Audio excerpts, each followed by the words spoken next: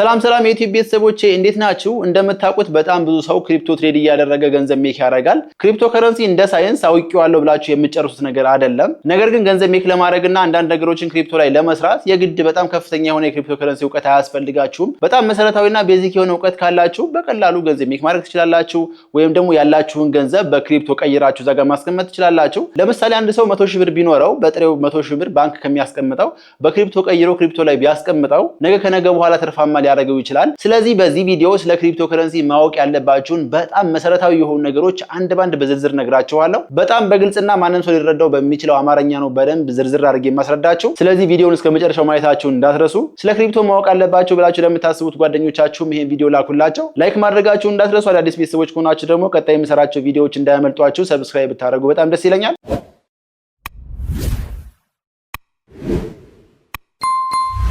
በመጀመሪያ ክሪፕቶ ማለት በጣም በቀላል አማርኛ የማይታይ የማይዳሰስ ዲጂታል የሆነ ሀብት ንብረት ወይም ደግሞ ገንዘብ ማለት ነው። ይሄ ዲጂታል አሴት እንደማንኛውም አሴት ማስቀመጥ እንችላለን፣ መግዛት እንችላለን፣ መሸጥ እንችላለን። በጊዜ ሂደት ዋጋው ይጨምራል፣ ይቀንሳል። ማወቅ ያለባችሁ የመጀመሪያው መሰረታዊ ነገር ማንኛውም የምንገበያየው ነገር የሆነ የመገበያያ ፕላትፎርም ያስፈልገዋል ወይም ደግሞ ገበያ ያስፈልገዋል። ይሄ የመገበያያ ፕላትፎርም ደግሞ ኤክስቼንጅ ይባላሉ።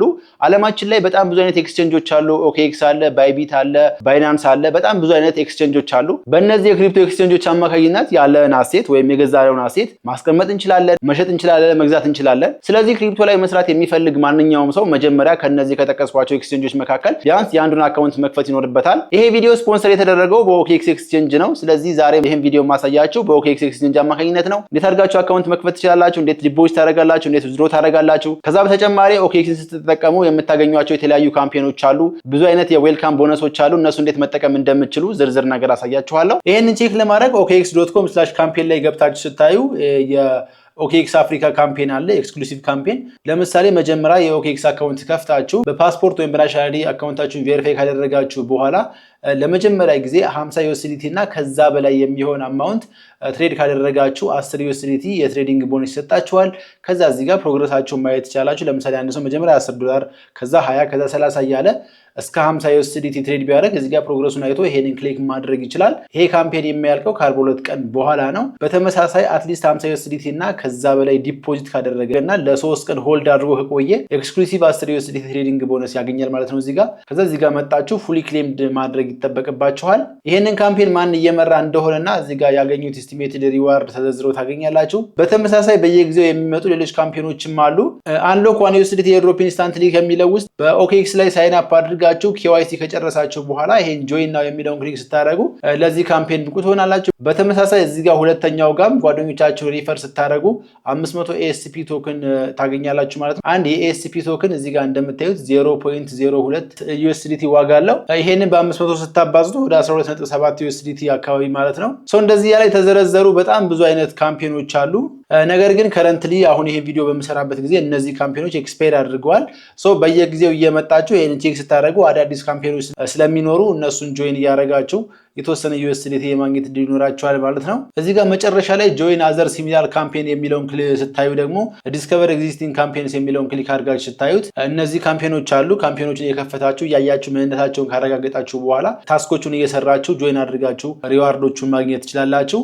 መጀመሪያ ከፕሌይ ስቶር ወይም ከአፕ ስቶር ላይ የኦኬኤክስ ኤክስቼንጅ ዳውንሎድ ካደረጋችሁ በኋላ ክሬት አካውንት የሚለውን ክሊክ ካደረጋችሁ በኋላ እዚህ ጋር ኢሜይላችሁን ታስገባላችሁ። እዚህ ጋር ደግሞ አይ ሃቭ የሪፈራል ኮድ የሚለውን ክሊክ አድርጋችሁ እዚህ ጋር ይሄንን የኔን የሪፈራል ኮድ ታስገባላችሁ። ወይም ደግሞ ዲስክሪፕሽን ቦክስ ላይ ያስቀመጥኩላችሁን ሊንክ ክሊክ አድርጋችሁ በዛም ሬጂስተር ብታረጉ ወደኔ ያስገባችኋል። ይሄን ሬጂስተር ካደረጋችሁ በኋላ ግዴታ በፓስፖርት ወይም ደግሞ በናሽናል አይዲ አካውንታችሁን ቬሪፋይ ማድረግ አለባችሁ። ቬሪፋይ አድርጋችሁ በኔ ስር ከተመዘገባችሁ በኋላ የምታገኟቸው በጣም ብዙ ጥቅሞች አሉ።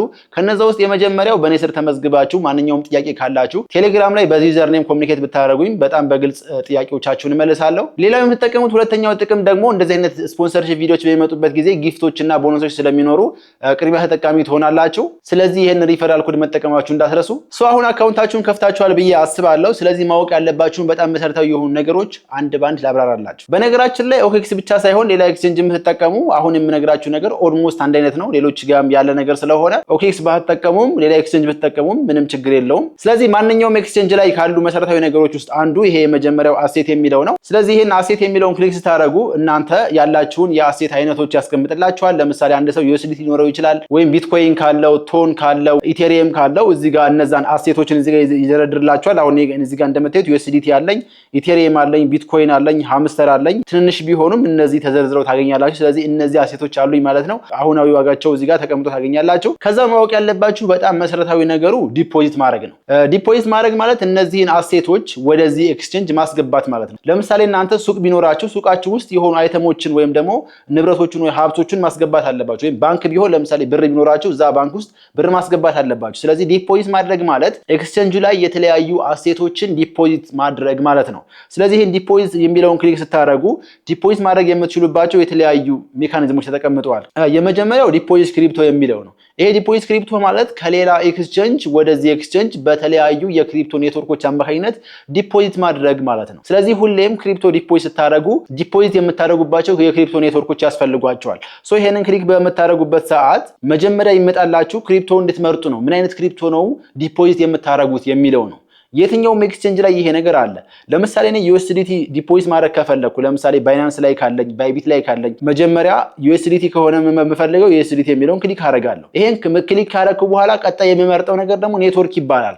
ኔትወርክ ማለት ዲፖዚት የምታደርጉበት መንገድ ማለት ነው። ለምሳሌ አንድ ሰው ከሐዋሳ ወደ አዲስ አበባ የሆነ እቃ የሚቀበል ከሆነ እቃው የሚላክበት ወይም ደግሞ ወደ አዲስ አበባ የሚገባበት ዲፖዚት የሚሆንበት ኔትወርክ ወይም ደግሞ ሜካኒዝም ምንድነው የሚለው ማወቅ አለበት። በአውሮፕላን ነው የሚላከው፣ በመኪና ነው የሚላከው ወይስ ሞተረኛ ነው የሚላከው? እነዚህ ሞተረኛ፣ መኪና ወይም ደግሞ አውሮፕላን የተለያዩ ኔትወርኮች ብላችሁ አስባችሁ። ዲፖዚት የምታደርጉበት መንገድ የመረጣችሁት አውሮፕላን ሆኖ እዛ የሚልክላችሁ ሰው ግን በባቡር ከላከላችሁ አይገባላችሁ። ምክንያቱም እናንተ የምትጠብቁት አውሮፕላን ነው፣ እሱ የላከው ደግሞ በባቡር ነው። ስለዚህ በተለያየ ኔትወርክ ክሪፕቶ ዲፖዚት ማድረግ አይቻልም። ሁሌም ቢሆን ዲፖዚት ስታደርጉና በኋላ ደግሞ ሴንድ ስታደርጉ ሁለቱ ተመሳሳይ ኔትወርክ ላይ መሆን አለባቸው ማለት ነው። ኔትወርክ በመመርጥበት ጊዜ የሚቆርጠውን የዩኤስዲቲ መጠንና የሚፈጀውን ጊዜ አመጣጥናችሁ መሆን አለበት። በተቻለ መጠን ስሞለስት ፊ ያለውና ፈጣን የሆነው መምረጥ አለባችሁ።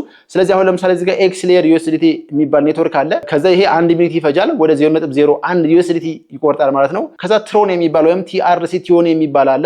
ይሄ በጣም የታወቀ ኔትወርክ ነው። 1 ደቂቃ የሚፈጀው ትራንስፈር ለማድረግ 0.01 ዩኤስዲቲ ይቆርጣል ማለት ነው። ኢቴሪየም ወይም ኤአርሲ 20 የሚባል አለ። እሱ ወደ 7 ደቂቃ ሊፈጅ ይችላል፣ 0.01 ዩኤስዲቲ ይቆርጣል እያለ ኔትወርኮች እንደዚህ የተዘረዘሩ ኔትወርኮች አሉ። ስለዚህ ከዚህ ውስጥ አንዱን ኔትወርክ ትመርጣላችሁ። በነገራችን ላይ ዲፖዚት የምታደርጉበትን ኔትወርክ በምትመርጡበት ጊዜ እዚህ ጋር ዲፖዚት የምታደርጉበት ኤክስቼንጅ ላይ መኖሩን ብቻ ሳይሆን እዛ ሴንድ በምታደርጉበት ፕላትፎርም ላይ ራሱ መኖሩን ቼክ ማድረግ አለባችሁ። እሱን ካረጋገጣችሁ በኋላ ለምሳሌ ይሄ ቲአርሲ ቲዮን የሚለውን ክሊክ ስታደርጉ የሚሰጣችሁ ስፔሲፊክ የሆነ አድሬስ አለች፣ እዚህ ጋር አድሬስ ማለት ነው። ወይም ይሄንን ኪውአር ኮዱን መላክ ትችላላችሁ። ከዛ እሱ ስካን አድርጎ ይልክላችኋል።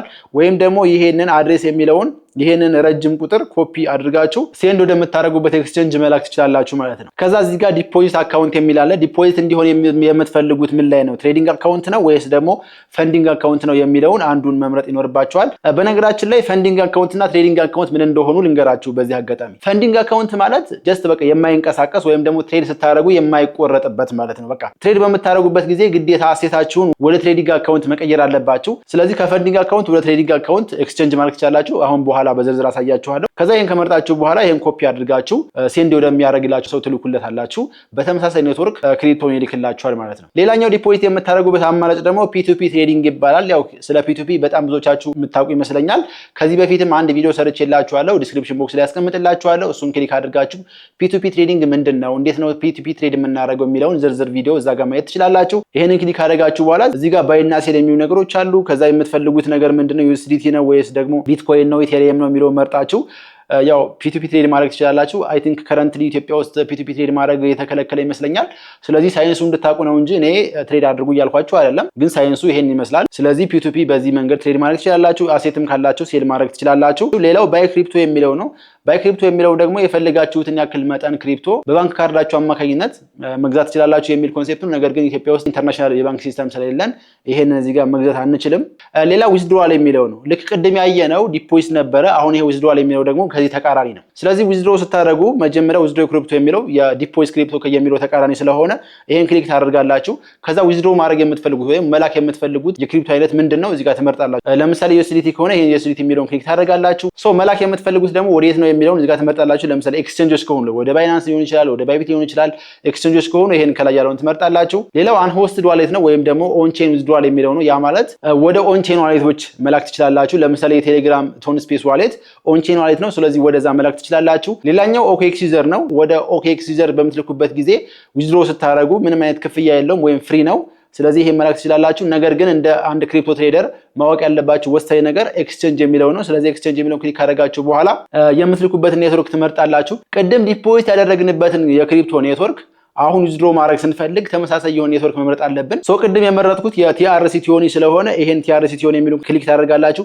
በነገራችን ላይ አሁንም እዚህ ጋር የዊዝድሮዋል ፊ አለ ወይም የምትልኩበት ፊ መክፈል አለባችሁ። ብዙ ጊዜ ዊዝድሮ ስታደርጉ ቅድሙ ከፍ ያለ ፊ ነው የሚጠይቀው። ቅድም ዲፖዚት ስታደርጉ የሚቆርጠው 0.01 USDT ነው፣ በጣም ትንሽ ነው። አሁን ግን የሚቆርጠው ለምሳሌ ቲአርሲ ቲዮኒ የምትመርጡ ከሆነ 1.5 USDT ነው። ስለዚህ 1.5 USDT ትንሽ ከፍ ያለ ነው። ስለዚህ አሁንም እዚህ ጋር ኔትወርክ ስትመርጡ ዝቅተኛ የሆነ የዊዝድሮዋል ፊ ወይም ደግሞ ትራንስፈር ፊ የሚቆርጠውን ቢሆን የተሻለ ነው። ስለዚህ ይሄንን ቲአርሲ ቲዮኒ የሚለው ራሱ ብንመርጥ ይሄን ክሊክ ካደረግን በኋላ ቅድም ኮፒ ያደረግነውን አድሬስ አምተን እዚህ ጋር ፔስት እናደርገዋለን። ነገር ግን ይሄ ተመሳሳይ የሆነ ኤክስቼንጅ ስለሆነ አይሰራም። ምክንያቱም ከአንድ ኤክስቼንጅ ወደ አንድ ኤክስቼንጅ ነው እንጂ ራሱ ኤክስቼንጁ ላይ ዊዝድሮዋልም ዲፖዚትን ብናደርግ ሚኒንግለስ ነው የሚሆነው። ስለዚህ አሁን ንግድ ባንክ ላይ ሆናችሁ ከራሳችሁ አካውንት ወደ ራሳችሁ አካውንት ገንዘብ እንደማትልኩት ሁሉ እዚህ ጋርም ከራሳችሁ አካውንት ወደ ራሳችሁ አካውንት ስለሆነ እየላኩ ያለሁት ይሄ ሚኒንግለስ ነው። ስለዚህ እዚህ ጋር እንዳያችሁት የዊዝድሮዋልና የዲፖዚት ፕሮሰሱ በጣም ቀላል ነው። መጀመሪያ ዲፖዚት ማድረግ የምትፈልጉበት ኤክስቼንጅ ላይ ሄዳችሁ ዲፖዚት ማድረግ የምትፈልጉትን ክሪፕቶ ትመርጣላችሁ። እሱን ከመረጣችሁ በኋላ ኔትወርኩን ትመርጣላችሁ። ኔትወርኩን ስትመርጡ የሚሰጣችሁ የሆነ ዩኒክ የሆነ አይዲ አለ። እሱን ኮፒ አድርጋችሁ ዊዝድሮ ማድረግ የምትፈልጉበት ኤክስቼንጅ ላይ ሄዳችሁ በተመሳሳይ ሴንድ ማድረግ የምትፈልጉበትን ተመሳሳይ የሆነ ክሪፕቶ ትመርጣላችሁ። እዚህ ጋር የመረጣችሁትን ኔትወርክ ትመርጣላችሁ። ከዛ ደግሞ ኮፒ ያደረጋችሁትን ፔስት አድርጋችሁ ዊዝድሮ ስትሉት በጣም በቀላሉ ዲፖዚት አድርጋችሁ ማለት ነው። በነገራችን ላይ ይሄን ቪዲዮ አሁኑኑ እስከዚህ ያያችሁት ከሆነ አንድ ሰርፕራይዝ አለኝ። በእኔ ስር ለተመዘገቡ 2 የኦኬኤክስ ዩዘሮች የ5 USDT ቦነስ ሰጣለሁ። ስለዚህ የኦኬኤክስ ዩዘር አይዲያችሁን ኮሜንት ሴክሽን ላይ አስቀምጡልኝ። ቀድሞ የገቡትን 2 ሰዎች የ5 USDT ልክላችኋለሁ። ዩዘር አይዲያችሁን የምታገኙት እዚህ ጋር OKX የሚለውን እዚህ ጋር ከመረጣችሁ በኋላ እዚህ ጋር ይሄ እንደዚህ አይነት ነገሩን ትነካላችሁ። ይሄንን የአካውንታችሁን ፕሮፋይል እንደዚህ ክሊክ አድርጋችሁ እዚህ ጋር ዩዘር አይዲ ወይም UID የምትላለች እቺን ኮፒ አድርጋችሁ ቀጥታ ኮሜንት ሴክሽን ላይ አስቀምጡልኝ። በሰዓት አይቼ የቀደሙትን ለ2 ሰዎች እንደነገርኳችሁ 5 USDT ልክላችኋለሁ ማለት ነው። ሌላኛው ደግሞ እዚህ ጋር ትራንስፈር የሚለው ነው። ይሄን ትራንስፈር የሚለውን ክሊክ ስታደርጉ ቅድም እንደነገርኳችሁ ማንኛውም ኤክስቼንጅ ላይ 2 አይነት አካውንቶች አሉ፣ ፈንዲንግ አካውንት እና ትሬዲንግ አካውንት የሚባሉ። ፈንዲንግ አካውንት ማለት ለምሳሌ OKX ላይ ሆናችሁ ፈንዲንግ አካውንት ላይ 100 USDT ካላችሁ ያን 100 USDT ዝም ብሎ የሚቀመጠው ትሬድ ብታረጉ ወይም ደግሞ የሆነ ነገር ብትገዙ ከዛ አይቀንስም። ይሄንን እንደ ዝግ አካውንት አድርጋችሁ ቁጠሩት። ለምሳሌ ባንክ ሄዳችሁ ዝግ አካውንት ብትከፍቱ እንደፈለጋችሁ ማስገባት ትችላላችሁ። ነገር ግን እንደፈለጋችሁ ማንቀሳቀስ የሆነ ነገር መግዛት ምናምን አትችሉም፣ ዝግ አካውንት ስለሆነ። ማንቀሳቀስ ከፈለጋችሁ ወደ ፈንዲንግ አካውንት መላክ አለባችሁ። ፈንዲንግ አካውንት ከሆነ ግን በዚህ ፈንዲንግ አካውንት ላይ ባላችሁ አሴት ተጠቅማችሁ ትሬድ ማድረግ ትችላላችሁ ወይም ገንዘቡን ማንቀሳቀስ ትችላላችሁ ማለት ነው። ስለዚህ ይሄን ትራንስፈር የሚለውን ክሊክ ካደረጋችሁ በኋላ ፈንዲንግ አካውንት ላይ ካላችሁ ወደ ትሬዲንግ አካውንት ካላችሁ ደግሞ ወደ ፈንዲንግ የፈለጋችሁትን ያክል USDT ወይም ደግሞ ያላችሁን ክሪፕቶ ትራንስፈር ማድረግ ትችላላችሁ። እዚህ ጋር አማውንቱን ካደረጋችሁ በኋላ ትራንስፈር ታደርጋላችሁ። ነገር ግን እዚህ ጋር ኢንተርናል የሆነ ትራንስፈር ስለሆነ ምንም አይነት ፊ የለውም፣ በነፃ ነው። ስለዚህ ትራንስፈር ማድረግ ማለት ይሄ ነው። ኦኬ፣ ሌላኛው ሁሉም ኤክስቼንጆች ላይ ያለ ማወቅ ያለባችሁ በጣም ወሳኝ ነገር ደግሞ ትሬድ የሚለው ነው። ይሄ በተን እያንዳንዱ ኤክስቼንጅ ላይ አለ። ስለዚህ ይሄን ክሊክ በምታደርጉበት ጊዜ እንደዚህ ከላይ ኮንቨርት የሚል አለ፣ ስፖት የሚል አለ፣ ፊቸርስ የሚል አለ፣ ኢቨንት እና ኦፕሽንስ ትሬዲንግ፣ ኮፒ ትሬዲንግ እንዲሁም ደግሞ በቦትም ትሬድ ማድረግ ትችላላችሁ። እነዚህ እያንዳንዱ ነገሮች አሉ። ከዛ ውስጥ የመጀመሪያውና ሲምፕል አንድ ሰው በቀላሉ ገብቶ ትሬድ ሊያደርግበት የሚችለው ስፖት ትሬዲንግ ነው። ስለ ስፖት ትሬዲንግ ከዚህ በፊት ዝርዝር ቪዲዮ ሰርቼላችኋለሁ። ገብታችሁ እያንዳንዱ ነገር ቪዲዮ ማየት ትችላላችሁ። ይሄንንም ዲስክሪፕሽን ቦክስ ላይ አስቀምጥላችኋለሁ። ነገር ግን መሰረታዊ ነገሩን ልንገራችሁ። ስፖት ትሬዲንግ ማለት ገበያ ላይ ሄዳችሁ ሊጨምር ይችላል ብላችሁ የምታስቡትን አሴት መግዛት ማለት ነው። ለምሳሌ እኔ ብር ይዣለሁ። ገበያ ሄጄ ለምሳሌ ነገ ከነገ በኋላ ወርቅ ይጨምራል ብዬ ካሰብኩ 1 ኪሎ ግራም ወርቅ ለምሳሌ 100 ሺህ ብር ከሆነ በ100 ሺህ ብር 1 ኪሎ ግራም ወርቅ እገዛለሁ። ከዛ አስቀምጠዋለሁ። ነገ 120 ሺህ ብር ከሆነ እሸጠዋለሁ። ስለዚህ ምንም የተለየ ትልቅ አናሊሲስ አይፈልግም። ማትረፋችሁና መክሰራችሁን የሚወስነው ጊዜ ነው። ዛሬ ከገዛችሁበት ዋጋ ነገ ከነገ በኋላ ዋጋው የሚጨምር ከሆነ ስትሸጡ ታተርፋላችሁ። ነገር ግን የሚቀንስ ከሆነ ደግሞ ትከስራላችሁ። በቃ ስፖት ትሬዲንግ ማለት ይሄ ነው። ስለዚህ እኔ አሁን ለምሳሌ በጣም በቀላሉ እዚህ ከላይ ያለውን ይሄን ክሊክ ካደረኩ በኋላ መግዛት የምፈልገው ነገር ምንድነው? ለምሳሌ መግዛት የምፈልገው ነገር ቢትኮይን ከሆነ ይሄን ቢትኮይን የሚለውን መርጣለሁ። አደርገዋለሁ። ስለዚህ ቢትኮይን USDT አደርገዋለሁ ማለት ነው። ስለዚህ ይሄን ክሊክ አደርጋለሁ። በUSDT ቢትኮይን እየገዛሁ ነው ማለት ነው። ስለዚህ ይሄን ከገዛሁ በኋላ ባይ የሚለውን ክሊክ አደርጋለሁ። ያው ባይ እና ሴል የሚሉ ነገሮች አሉ። ባይ የሚል ከሆነ እየገዛሁ ነው፣ ሴል ማድረግ ከሆነ ደግሞ እየሸጥኩ ነው ማለት ነው። ስለዚህ ይሄን ባይ የሚለውን ክሊክ አድርጌ ባለኝ በሁሉም USDT ከሆነ ይሄን ሙሉውን ሞላዋለሁ። እዚህ ጋር ባይዘው ዜሮ የሚለኝ ፈንዲንግ አካውንት ላይ ምንም ስለሌለ ነው። ስለዚህ ይሄንን መርጬ በምገዛበት ጊዜ ክሊክ በማድረግበት ሞመንት ላይ ያለውን የቢትኮይን ዋጋ በUSDT ገዛዋለሁ ማለት ነው። ነገ ከነገ በኋላ ሲጨምር በመሸጥ ማተርፈው ነገር ነው። በጣም ቀላል ኮንሴፕት ነው ያለው። በተመሳሳይ ስፖት ላይ መሸጥ ከፈለጋችሁ በጣም ቀላል ነው። ለምሳሌ ቢትኮይን ካለኝ እዚህ ጋር ቢትኮይናችሁን ትመርጣላችሁ። ከዛ በኋላ እዚህ ጋር ሴሌክት አድርጋችሁ ሴል ማለት ትችላላችሁ ማለት ነው። ሌላው ፊቸርስ ትሬዲንግ ነው። ፊቸርስ ትሬዲንግ ትንሽ ወሰብሰብ ያለ አናላይስ የሚፈልግ ነገር ነው። ስለዚህ አንድ ጀማሪ ከሆናችሁ ከስፖት ትሬዲንግ ብትጀምሩ በጣም ጥሩ ነው። ከዛ በኋላ ፊቸርስ ትሬዲንግ ምንድነው፣ እንዴት ነው ትሬድ የምናደርገው እያላችሁ እያንዳንዱን ነገር ኮንሴፕት መረዳት ትችላላችሁ። ስለ ፊቸርስ ትሬዲንግም የሰራሁት ቱቶሪያል አለ። እሱንም ዲስክሪፕሽን ቦክስ ላይ ያስቀምጥላችኋለሁ። እሱን ማየት ትችላላችሁ። ስለ ኦፕሽንስ ትሬዲንግ ቪዲዮ ሰርቻለሁ። ኦፕሽንስ ማለት ምን ማለት ነው የሚለውን ዝርዝር ቪዲዮ በባይቢት ኤክስቼንጅ አማካኝነት ሰርቼላችኋለሁ። እሱንም ገብታችሁ በአትሊስት ሳይንሱን ብትረዱና አንደርስታንድ ብታደርጉት ብዙ ነገር ይጠቅማችኋል። ሌላኛው ቦትስ ነው። አብዛኞቹ ኤክስቼንጆች ላይ የትሬዲንግ ቦቶች አሉ፣ ወይም ደግሞ እናንተ ሴት ባረጋችሁ ሴታፕ መሰረት ትሬድ የሚያደርጉ ቦቶች አሉ። ስለዚህ እነሱን ቦቶች በመጠቀም ትሬድ ማድረግ የምትችሉበት መንገድ ነው። ዓለማችን ላይ በጣም ብዙ አይነት የትሬዲንግ ቦቶች አሉ። ነገር ግን አንዱ ቦት ከአንዱ ቦት የተለያየ ነው። እነዚህን ቦቶች ማወቅና እንዴት ሴታፕ እንደሚደረጉ መረዳት ይኖርባችኋል። ስለዚህ አሁን የነገርኳችሁን ኮንሴፕቶች በደንብ አንደርስታንድ ካደረጋችሁ በኋላ ዲስክሪፕሽን ቦክስ ላይ ያስቀመጥኩላችሁን ዝርዝር የዩቲዩብ ቪዲዮዎች ካያችሁ በቃ እናንተ በመሰረታዊነት መሰረታዊ የሆነ የክሪፕቶ እውቀት ይኖራችኋል ማለት ነው።